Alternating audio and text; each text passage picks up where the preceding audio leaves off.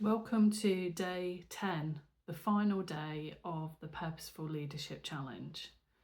I hope you found the days useful and you've gained some real insights and helpful tools to develop your leadership.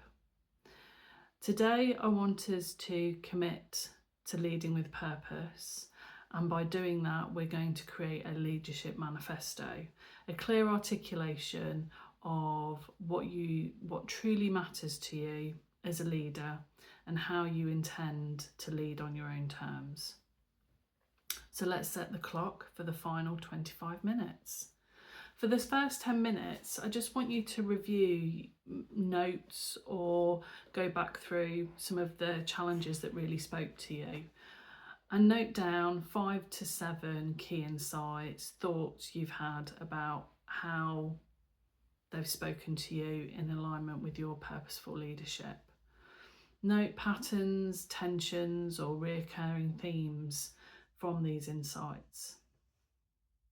When you've done that, the next 10 minutes, I want us to spend starting to create your manifesto.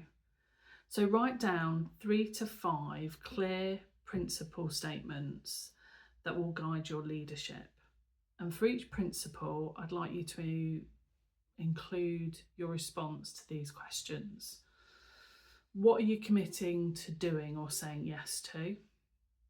What are you committing to avoiding or saying no to?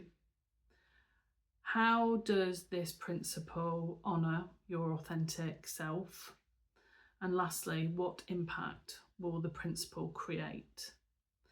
Now, for example, a principle could be that you will lead with complete transparency.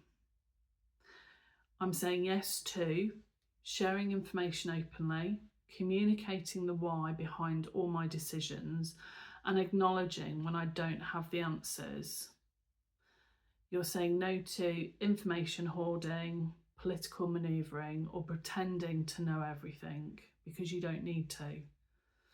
This honours your authentic self and your core value of integrity and your natural tendency to prefer direct communication. The impact is it builds trust and encourages honest feedback and creates a psychologically safe environment for your team. So that's an example principle.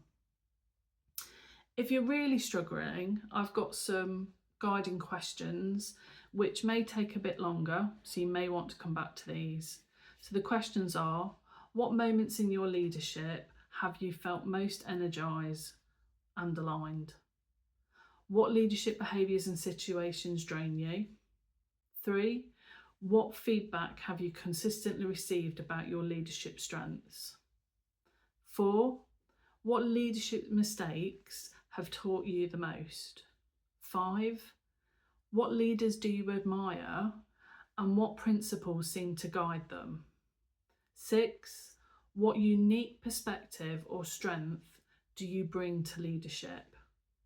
And lastly, 7, what leadership behaviours are non-negotiable for you? So there's some questions. You don't have to look at all 7 to really hone down your principles, but some may speak to you more than others. So once you've got 3 guiding principles to start off with, I want you to choose one principle to focus on implementing first. I don't want you to implement all 3 or 5, however many you've got, all at one go. I want you to keep building and building. So maybe the first month, try implementing one principle and create maybe visible reminders of your manifesto. Maybe a poster in your home office or an image of your principles written down on your phone wallpaper, or maybe reminders in your calendar that you're going to just reflect on them and keep building on them, maybe monthly. And I do want you to schedule monthly reviews of these principles for at least 6 months to see if you can hone and keep refining them. And then maybe you come back to them on a yearly basis. Remember, Your manifesto, this is a living document. It's not done and finished and forgotten. It's something you need to help live and breathe in your practice as a leader. As you evolve and grow, your leadership principles will refine and grow with you. So that's why you want to continue to reflect and come back to the statements so that you can just evolve them as you grow and evolve as a leader.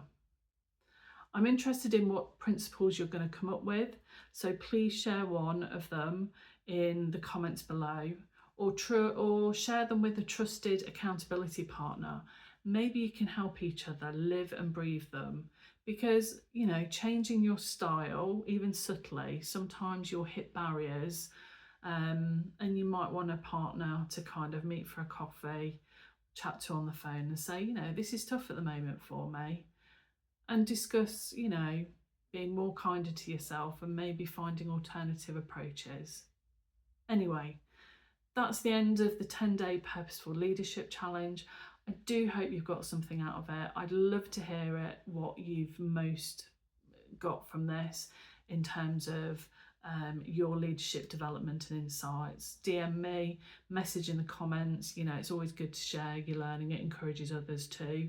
And remember, the first 3 people who do finish this challenge and comment and share something with me on every challenge, I'll invite you for a 45 free complimentary coaching session with me, where we can maybe refine your purposeful leadership. Take care, keep in touch, and I'll see you soon. Bye.